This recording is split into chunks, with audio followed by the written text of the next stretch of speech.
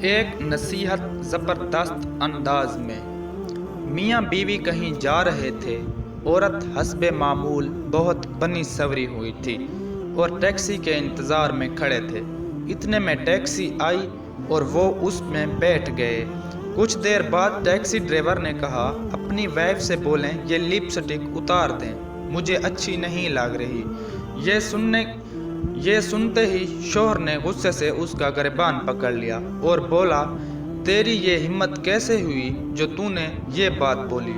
Driver مسکراتے ہوئے بولا، بھائی اگر یہ آپ کے لیے سجی سنوری ہوتی تو گھر میں سجتی، یہ تو راستے کے لیے تیار ہوئی ہے اور راستے کی ہر چیز پر تنقید اور پسندیدگی کا اختیار ہر شخص کو ہے۔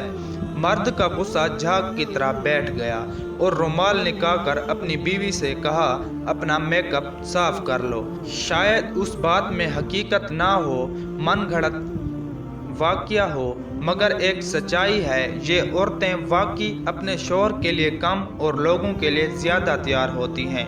کسی تقریب میں جانا ہو تو گھنٹوں سیلون میں لگا دیتی ہیں، مگر شوہر کے آنے کا وقت ہو تو کبھی ان کے لیے تیار نہیں ہوتی۔